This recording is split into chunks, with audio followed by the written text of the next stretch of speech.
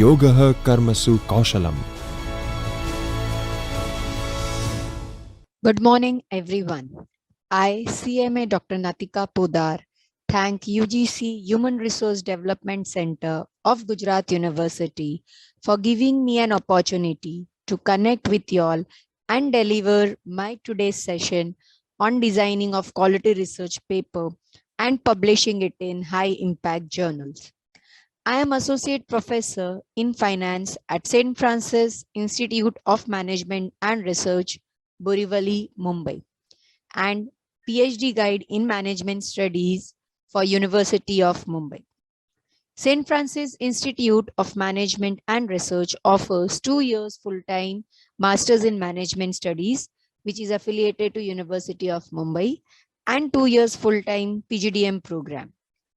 I would like to express my deep gratitude to management of St. Francis Institute of Management and Research, especially our chairman, Brother Alphonse Nesemani, our director, Dr. Harish Kumar S. Purohit, for their constant support, encouragement, and motivating me to be part of this program today. I also would like to thank Professor Dr. Jagdish Joshi, Professor and Director of UGC HRDC of Gujarat University, the pillar behind this program. Thank you, sir, for using your remarkable talents and skills to fuel our mutual efforts. You are known for your teamwork and dedication. UGC HRDC Gujarat University is ranked as 15th in India and number 1 in Gujarat. It is pioneer and created history by organizing the first of its kind online refresher course in India in the year 2018-19. About 2,500 participants have attended it. The first of its kind online annual refresher program in English language teaching Arpit with record break 9,000 participants in the year 2019-20 was also organized by Gujarat University. The first of its kind online refresher program in English language teaching Arpit with record break 3,500 participants in the year 2020-21. UGC HRDC Gujarat University was funded by MHRD under RUSA grant of rupees 3.33 crores. It is one of the very few HRDCs which have very fruitfully and successfully organized the programs under it.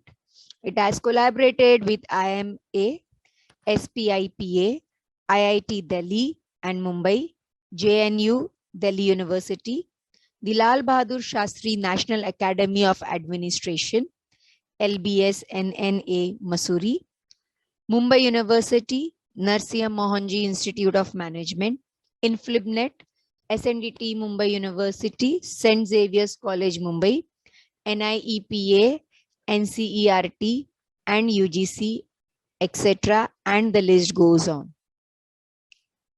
I now start my session with a beautiful quote given by Redman and Murray. Research is a systematized effort to gain new knowledge.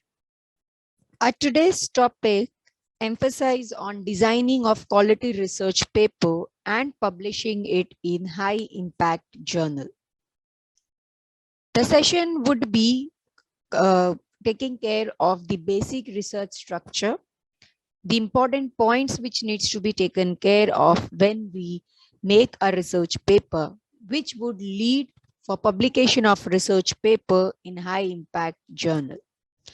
Let us first see how to write a research proposal, the content of the research proposal. The first, it comes as a title page, which provides a working title for our research in concern. We will be seeing in deep about each and every topic. The second is abstract, that gives a concise notion of the study. By reading the abstract, we get to know what is our research all about, what is the objective of our research, what is the findings and the conclusion of our research. So abstract is nothing but the gist of our entire research paper. The next comes our research problem. It discusses problems that you want to study and the significance of doing so. What is the main idea behind taking this particular research area? That, why, what, all these questions are nothing but answered in a research paper, but then these questions are laid down in research problem. Next is our literature review, which lays down your awareness of the essential literatures in your topic, identifying the present gaps.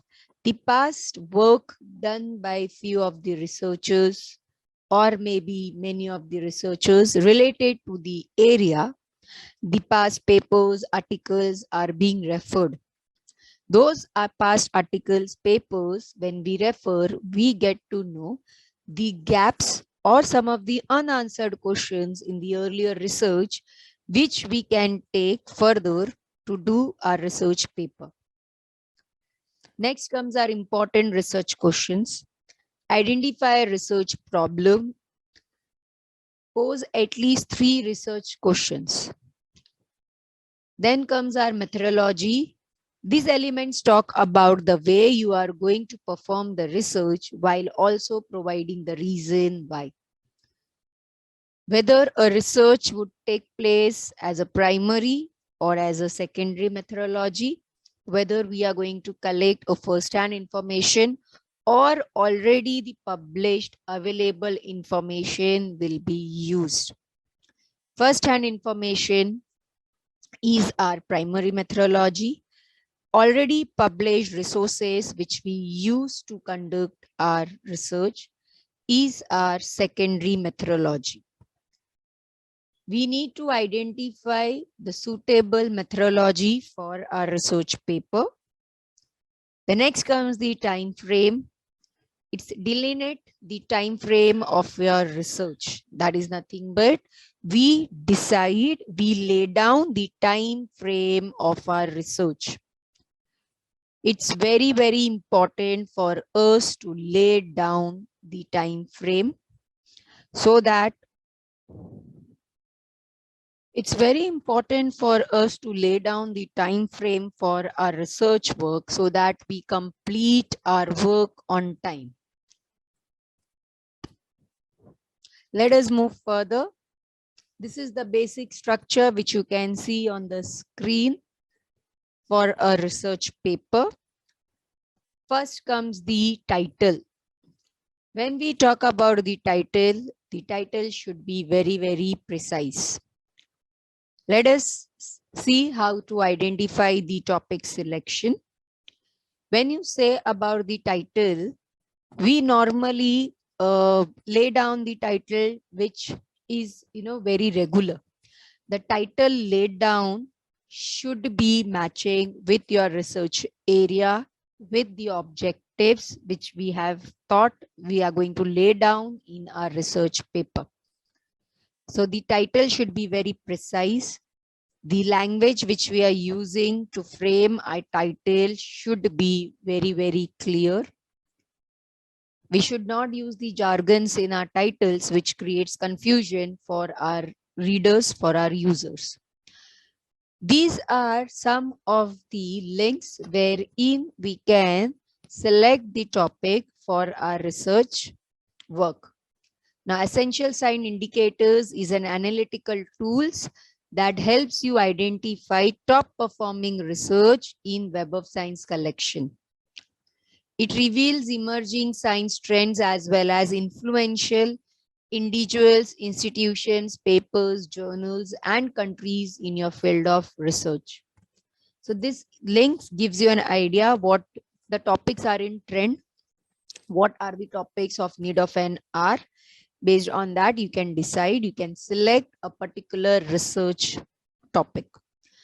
Also, Google Trends give you some of the recent trend works which are in lot of discussion. The topics which are in discussion, and you can pick up those topics, those areas rather, and frame a topic for your research paper. Next comes is about the abstract. The abstract, as I mentioned earlier also, it is the gist of our entire paper. It is nothing but the major contribution of our research paper. So abstract of the research paper always appears at the beginning of a research paper, but it must be written after completion of the entire research paper, because it takes care of our findings, conclusions, which we do at the end. So abstract, it's to be written in at the end. And if you have seen some of the conferences also and journals also, they limit the abstract words. They give us the limitation of the words to be used in the abstract. So accordingly, we need to, frame our abstract.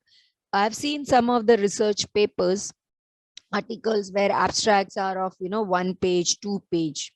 So abstract ideally should not be more than 250 to 500 words. Now, sometimes it is 250 to 300 words, sometimes 250 to 400 words, but ideally that is the range for an abstract. So when I say 250 to 500 words, it is not more than 3/4 of a page. So abstract limits maximum to half a page or a 3/4 of a page. And depending upon the journals, depending upon the requirement of the conference, the abstract limit of the words can be made. Next comes our keywords. Now, keywords in most of the research papers, earlier rather, when I say keywords were not given so much importance. But now all the research papers which we go through should have the keywords. And what are the keywords? It is nothing but it is the important words, concepts, phrases that are repeatedly used in our research paper. Those words based on which our research paper is rotating around. So certain points we need to take care when we talk about the keywords. These are the vital part of our paper writing. The practice of retrieving information electronically essentially uses keywords as the search term.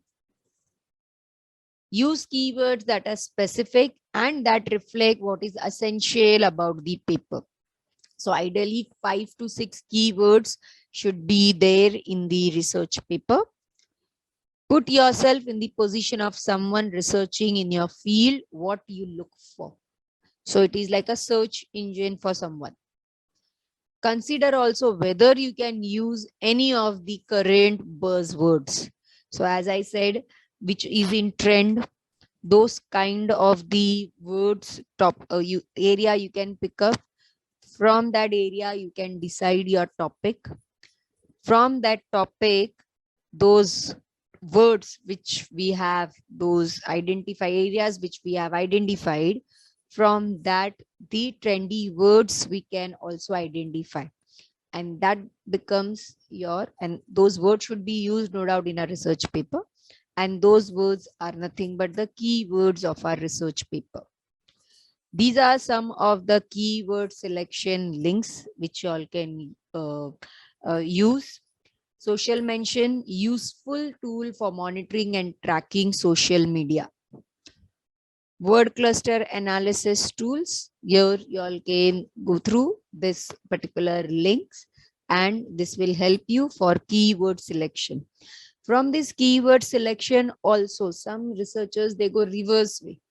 These keywords gives me some of the interesting words, or rather the trendy buzzwords.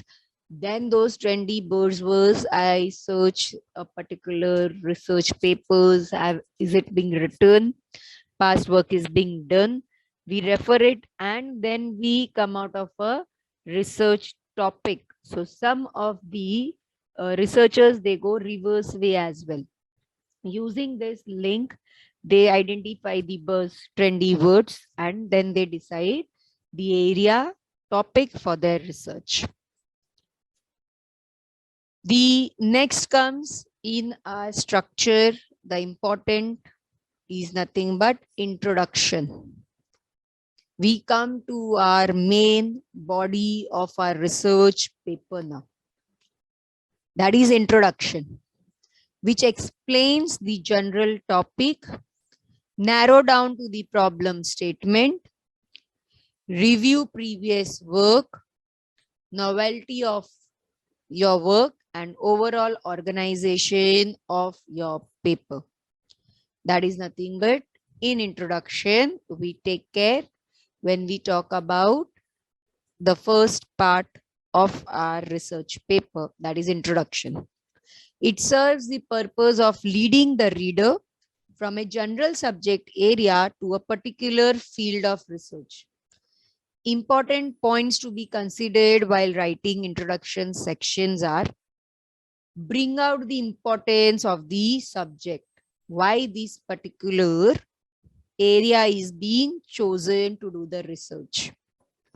Make general statements about the subject and or present an overview on current research of the subject.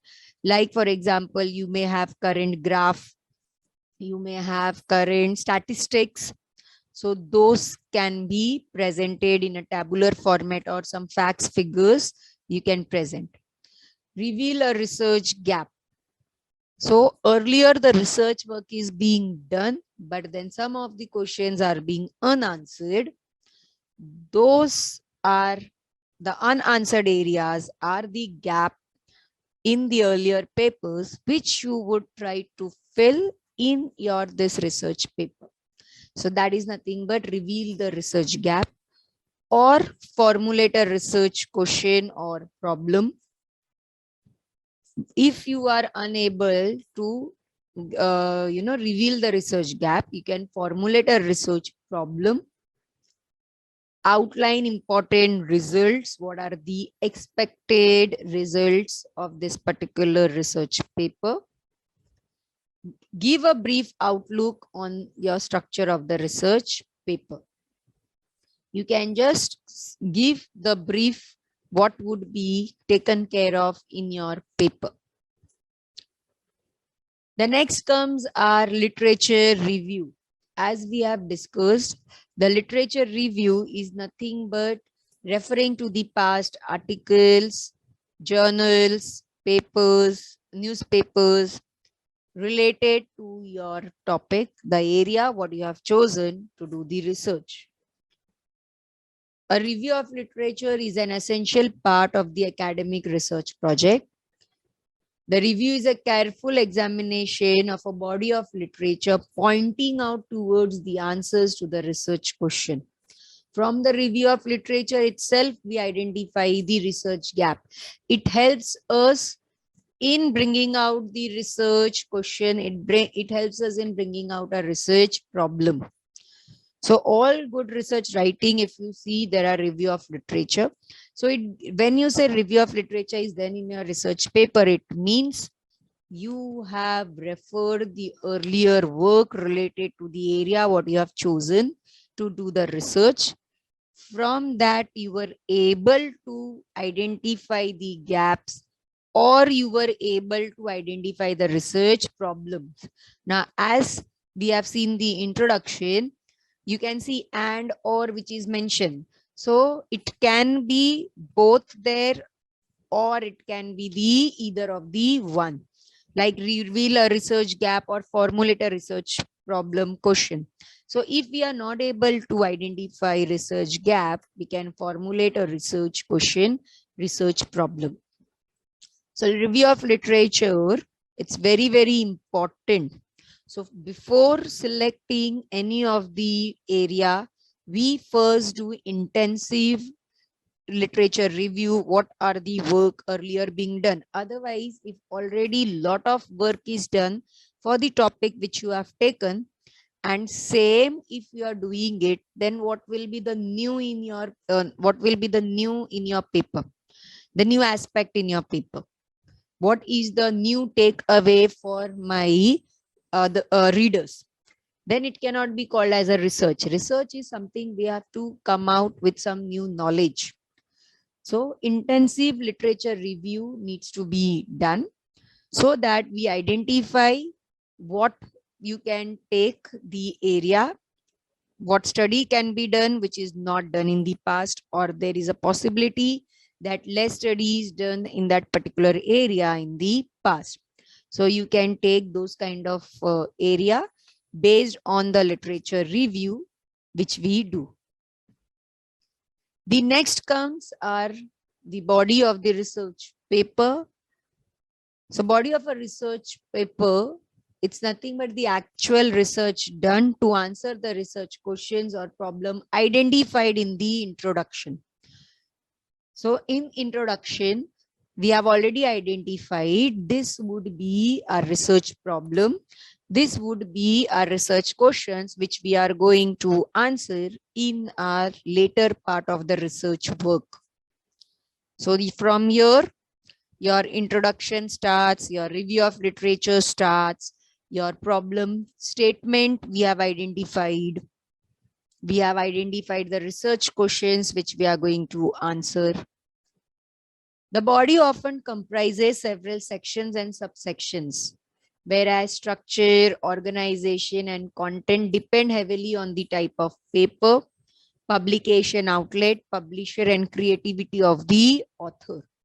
Now, if you see some papers runs into multiple pages, some papers are of 8-10 page.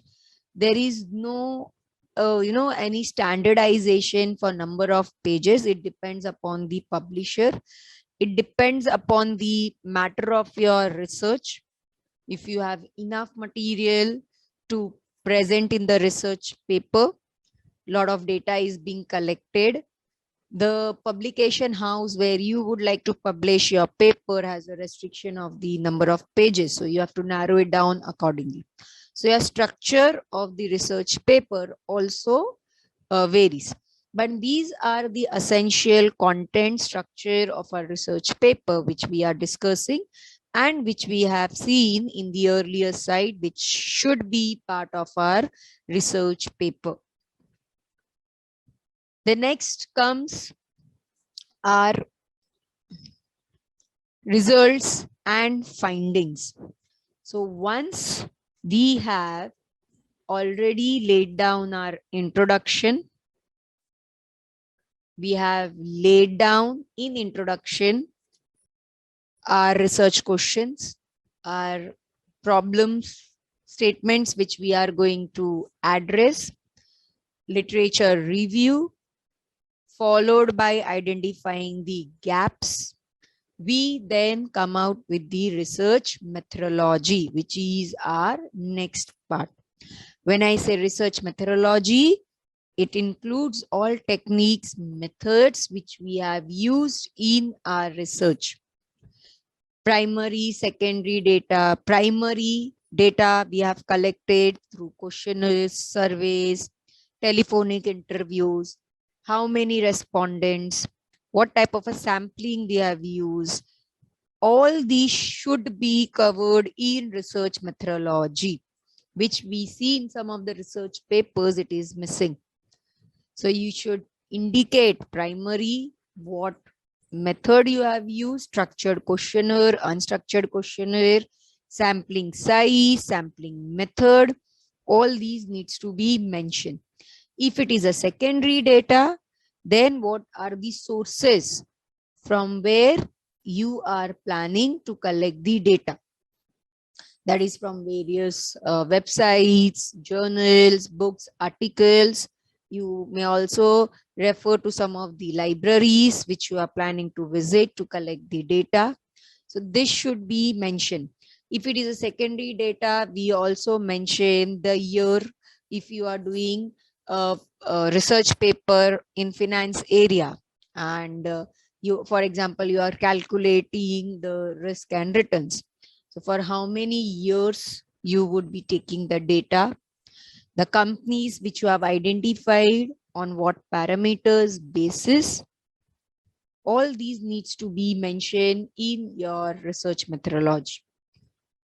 The next comes our results.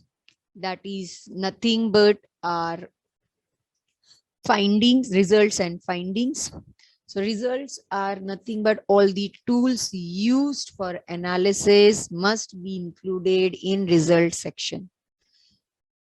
The analysis is nothing but the results. The summary of results should be included in this section. If some of the data analysis results into multiple tables, displaying results tables, that is nothing but we are talking about the tables graphs here.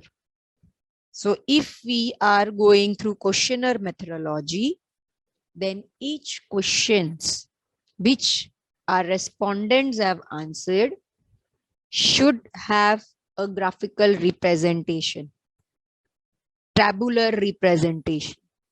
Each graph, each table should be numbered.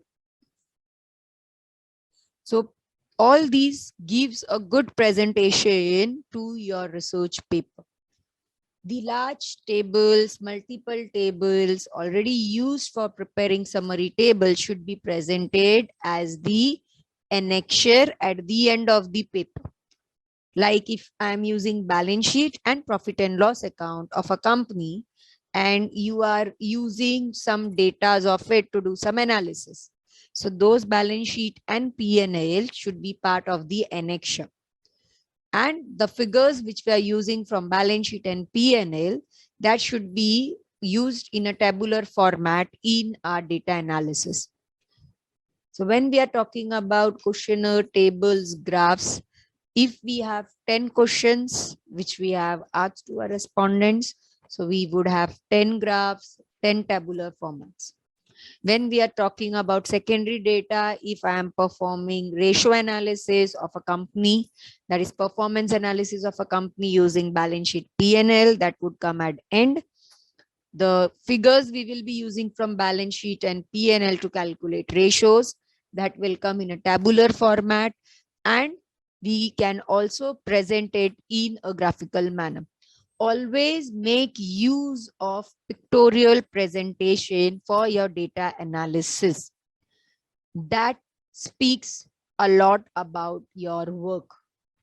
It is actually a self-explanatory representation. So please use such kind of a methodology. I have seen some of the research papers wherein we use tables, but then we don't use graphs. We don't use pictorial presentation, and all these things are not difficult. Just to give you all the quick hint, you can log into the YouTube channels and you can just access to some of the videos how to make diagrams, pie diagrams, or how to make the pivot table, how to make the pictorial diagram of some of the analysis. These things can be easily answered in YouTube, and all these you can do it in Excel.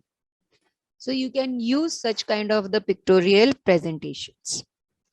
The next comes findings. The functions of the discussion is to interpret results in light of what was already known about the subject of the investigation and to explain new understanding of the problem after taking the results into consideration. Now, what does this mean? We were already aware about some of the areas related to our topic, but our analysis has given us some new insights, some new understanding, some new investigation has taken place.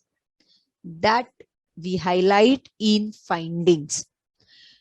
So when we talk about going back to our results, that is data analysis, when I have a pictorial diagram, below that only we write interpretation sometimes.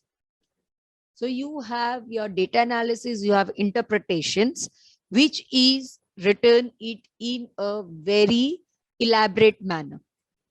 From those interpretation only, I come out with the key findings, which we put nothing but in our new understanding of the problem. So these key findings are nothing but few of the quick highlights of my interpretation of my results, which are summarized at one place. The discussion will always connect to the introduction by way of questions or hypotheses posed and the literature cited, but it does not simply repeat or rearrange the introduction. Instead, it tells how study has moved us forward from the place left at the end of the introduction. So we started with introduction, but then this results have given us some new dimensions. And this is what we have come out with our findings, some new insights from our research. Also, let me talk about the hypothesis, which is mentioned on the screen. When we talk about hypothesis, now we understand that hypothesis always should be part of our research paper. Not necessary. Now, what is hypothesis? Hypothesis is nothing but which we want to prove in a research paper. Assumption. For example, customers are satisfied by the banking services offered by XY bank. The customers are not satisfied by the services offered by XY bank. So here I have satisfied, not satisfied. We will be proving this. This is my assumption which I take. Satisfaction, customer satisfaction is my area. And my assumption would be that they are satisfied. If they are satisfied, we have to prove it based on our results and findings. So we laid down the hypothesis, that is nothing but we call it as a null hypothesis. We call it as a alternate hypothesis, which we want to prove always in our research paper is nothing but our alternate hypothesis.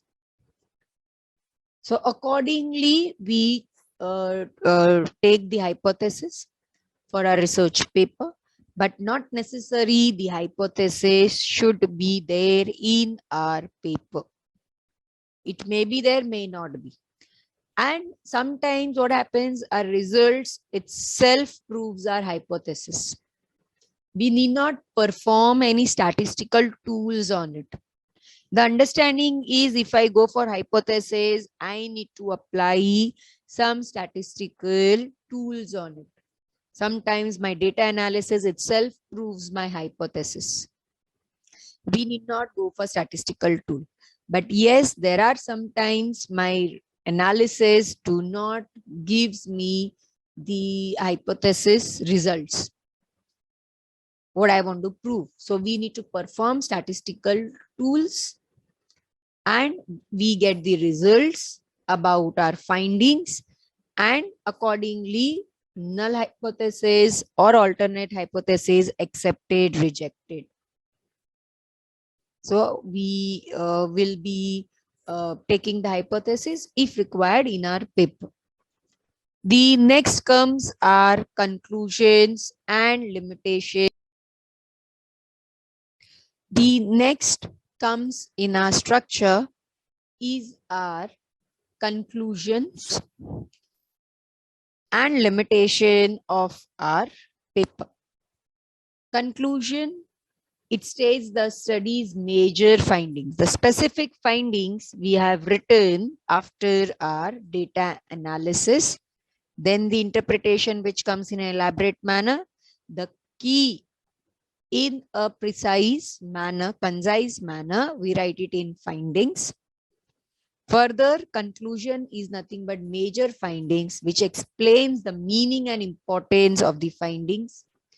Relate the findings to those of our similar studies. Consider alternative explanation of findings and state the relevance of the findings. So it also gives the idea behind our findings, why this particular findings has arise, and it also relates about some of the similar studies which was being done.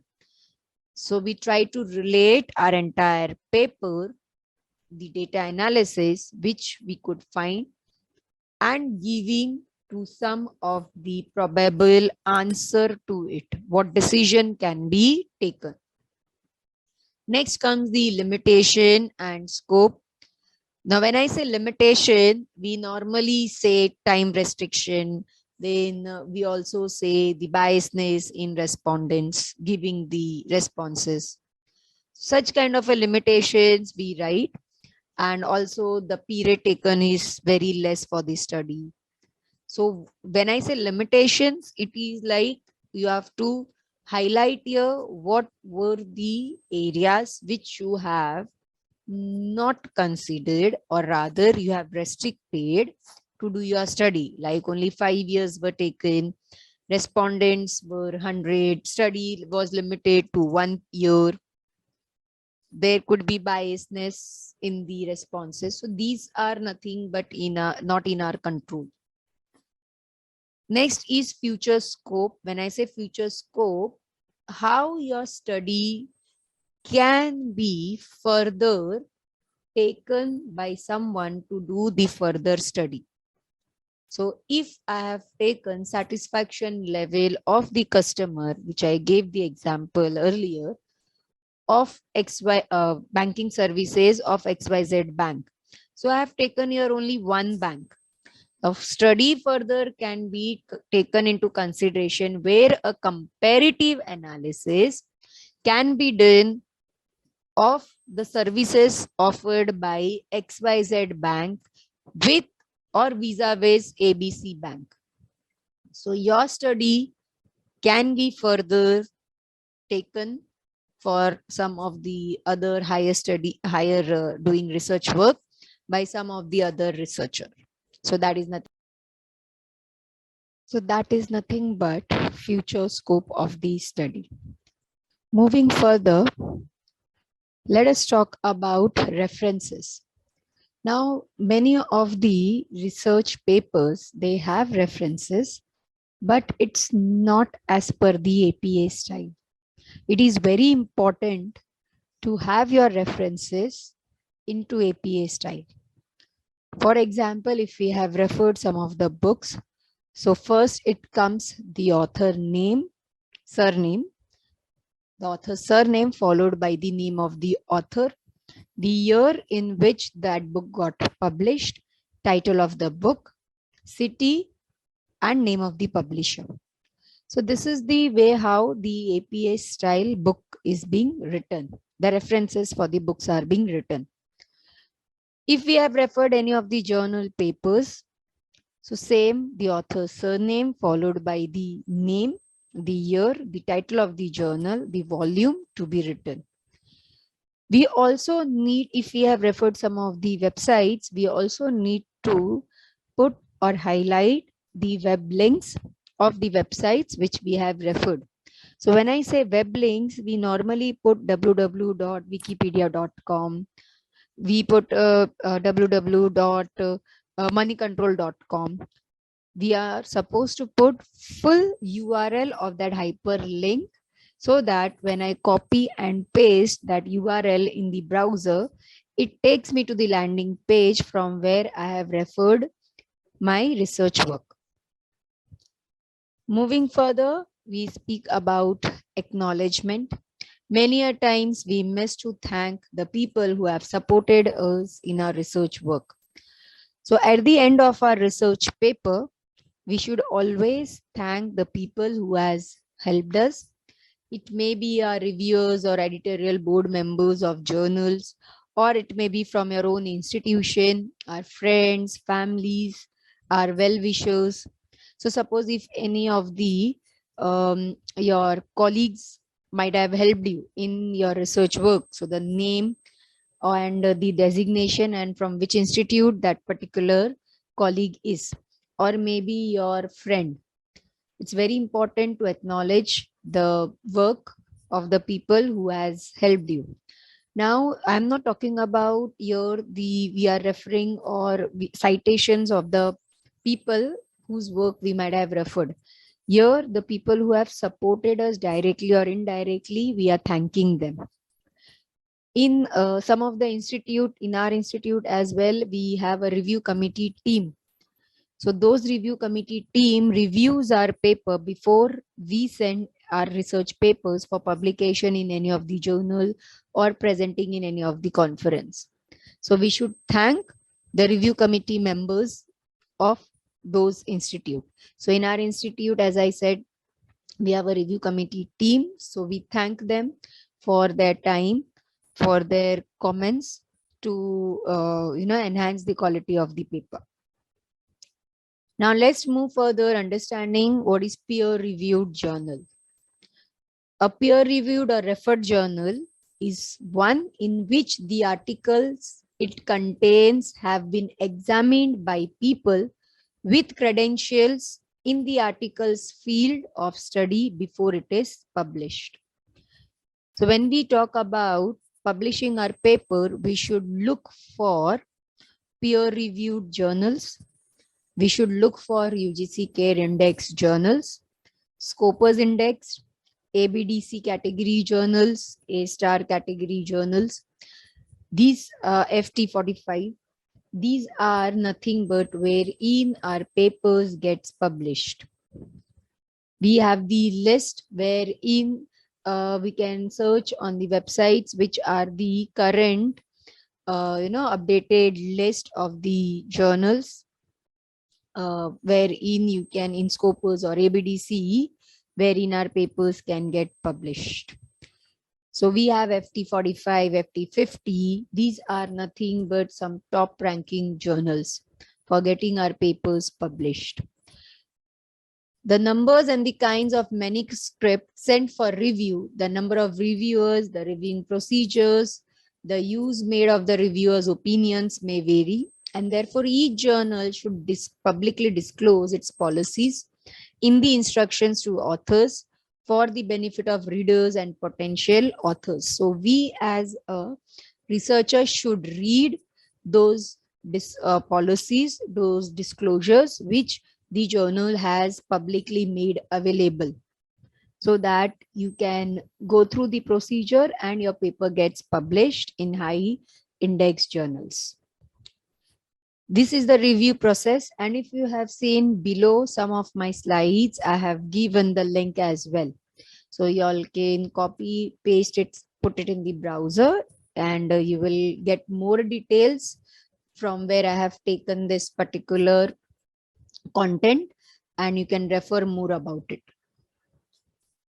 The peer review process, you have sent your paper to the editor, editor receives the paper, editor checks the paper, fits the journal's aim and scope, like you can see on Taylor's and Francis online. I've given the link also. This is, one from Taylor and Francis online journal process we have taken. So you can go through the link as well. The editor selects reviewers, usually 2 to 3 of your peers, and they are sent the paper. So 2 to 3 reviewers are being identified by the editorial board of the journal, and your paper is being sent for review to 2-3 reviewers. The reviewers review the paper and provides the editors with comments, suggestions, and recommendation. So based on that, you get the comments whether your paper is rejected, some revision needs to be done in your paper, so points are being given for the revision, or your paper is accepted. The next is the editor checks the reviews and sends them to the author with any additional guidelines.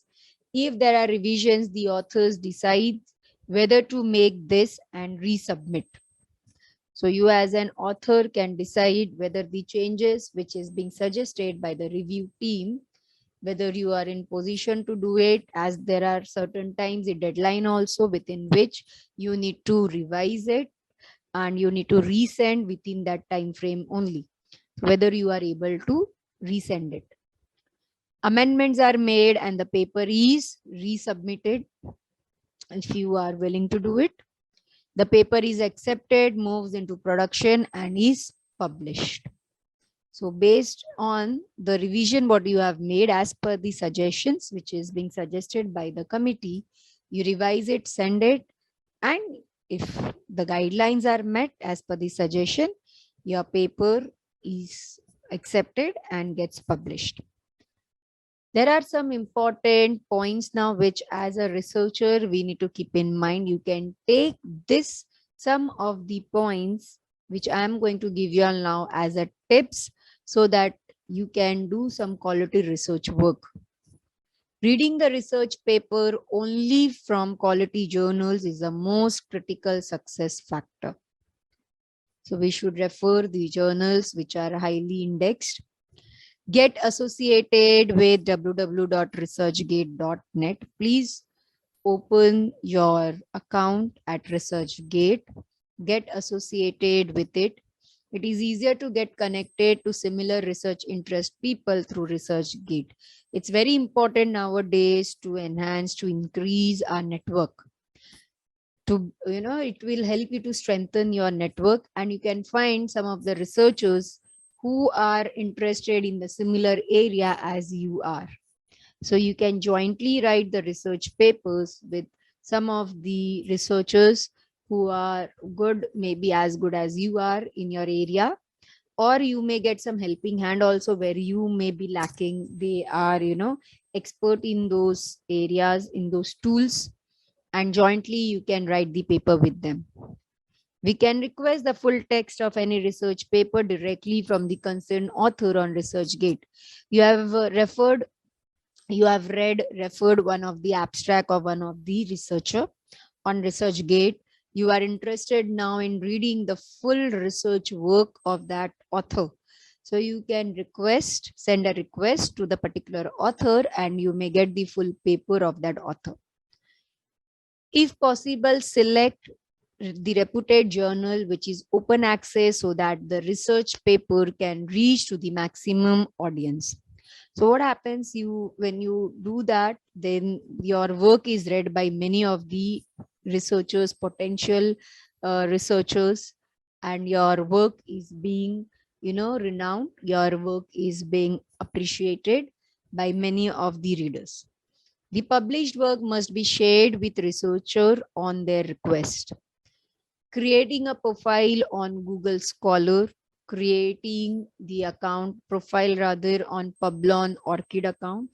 All these helps you therein to build up your research network, and this also helps you to increase the citation of your paper.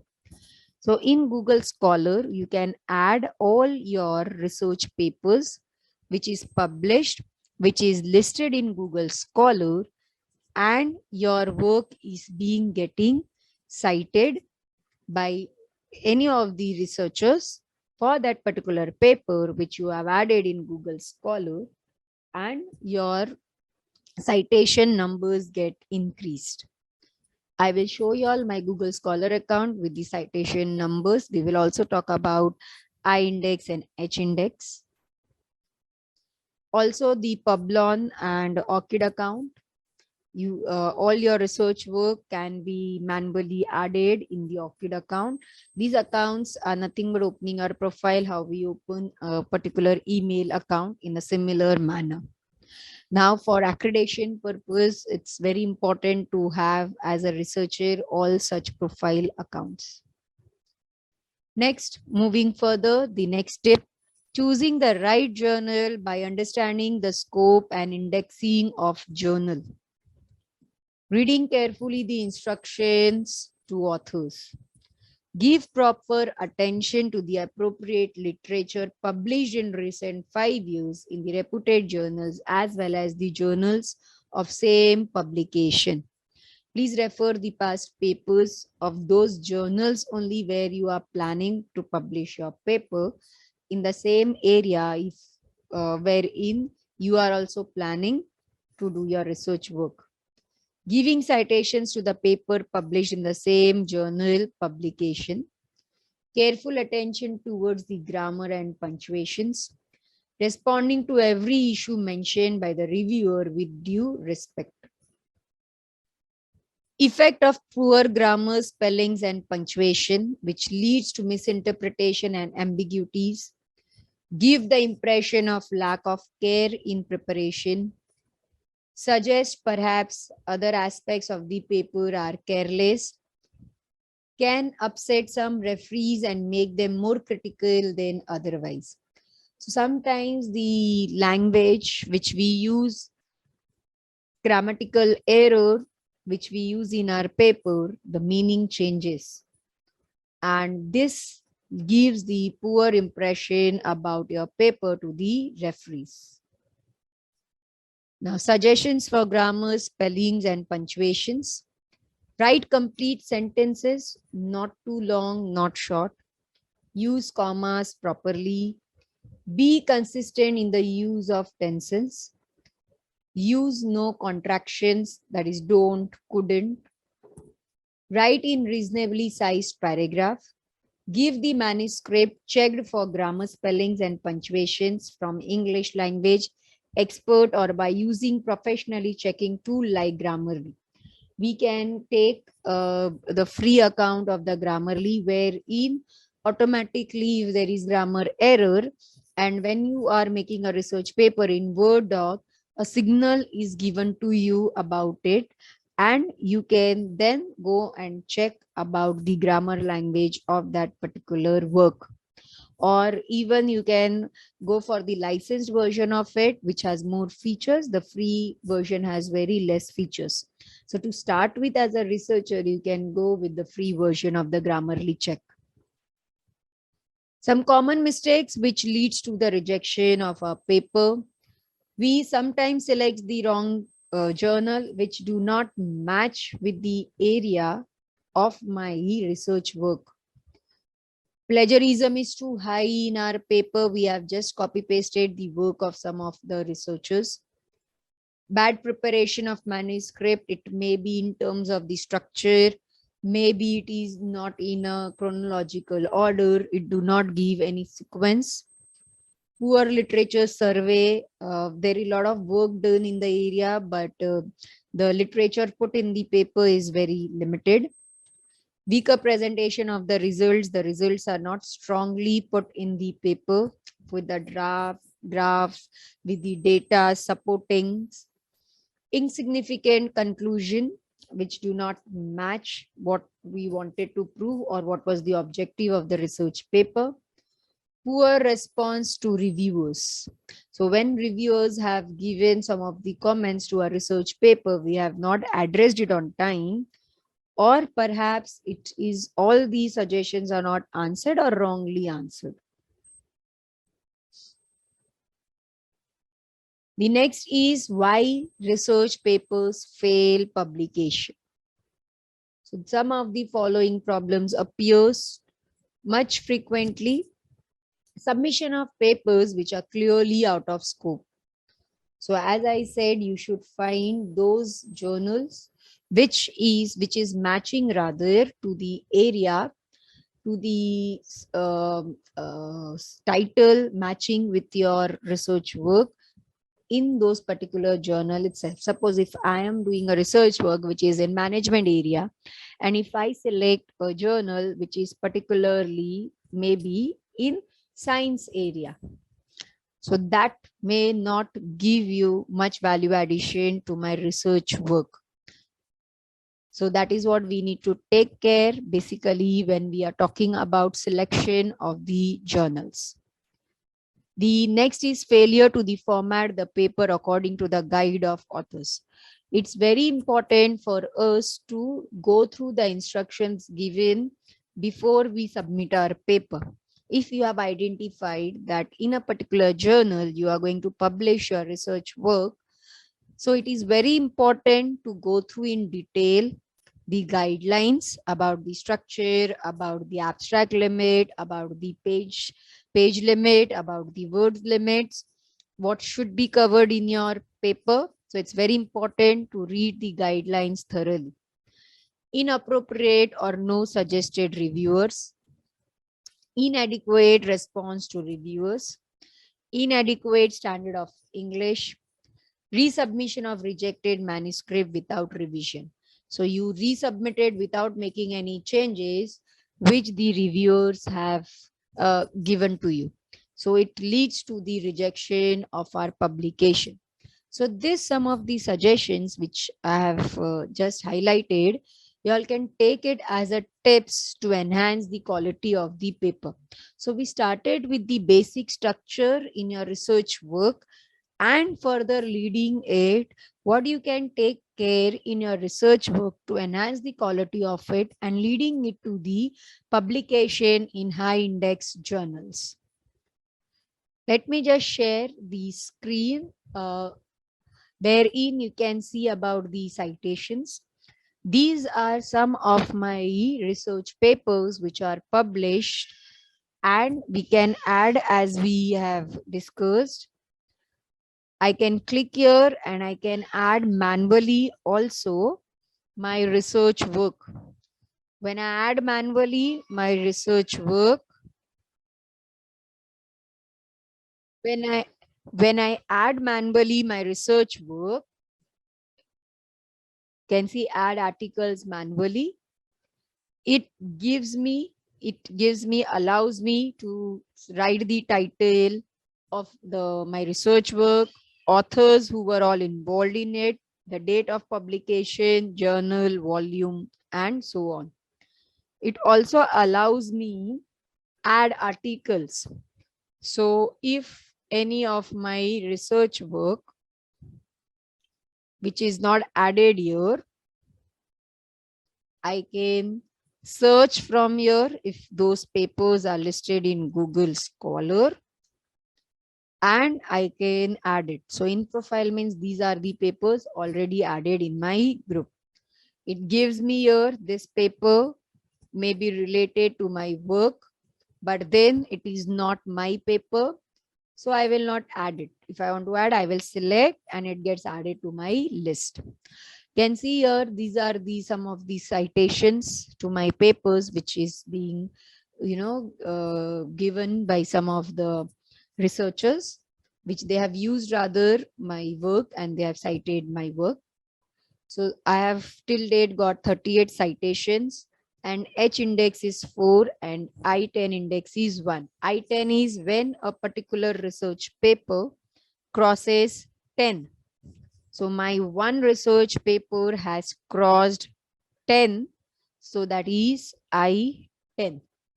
So this is what we see, like how our research work basically at I-10 and H index. We also need to see how like a research work is being done. Right? So these are some of the research works. Now also we see the maximum count. Like if you see it is 1, 2, 4, 5, 7, 11. So here the count which is there, we see normally where in my work, how many research papers like you wherein I have a count of more than 4 and above. So it is 1, 2, 3, 4. So that way also our index is being calculated. So the more your research work is being cited, your citation increases and the graph also is being given. So you can see here in 22.4, then in 21.9, and in 2020 11, in 19.2, in 18.4. So that way the citations also is being the graphically representation given, and we get to know. So maximum it was in 2020. So this way our profile in Google Scholar can be made, and manually or automatically we can add our work in the Google Scholars and our work gets cited. So it's very important for us to make the Google Scholar account. Similarly, we can also make our account in Scopus, and where in your any of the research papers which is published in Scopus, it gets automatically added to it. And once your papers, there are certain number of papers after which you published in Scopus index journals, some 4-5 papers once you publish in Scopus index, because it varies, you get a Scopus ID number. That is a Scopus ID. How we get our other IDs, like we get our email ID. Similarly, we get ORCID account ID also. Same way we get our Scopus ID, which we can use it in our profile. So you can give that Scopus ID to someone and someone can just log in and check your credential of the research work.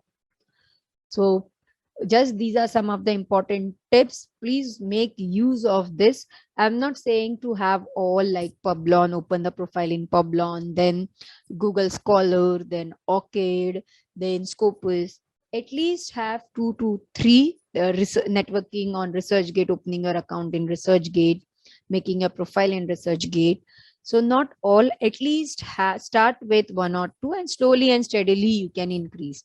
So now it's very important for us when I write my signature in my email as CMA Dr. Natika. If you have seen some of the researchers, they even write their Scopus ID, they write their ORCID ID. So it's very important. So thank you from my side. If any questions, y'all can mail me. I'm sharing my email ID. So y'all can connect with me. And if any queries, y'all can please post to me and y'all can ask me the question. So this is my email ID and my phone number wherein we can get connected for any queries or any doubts which you have. Thank you from my end. I once again thank you, UGC HRDC, Gujarat University, for giving me the opportunity. Thank you so much.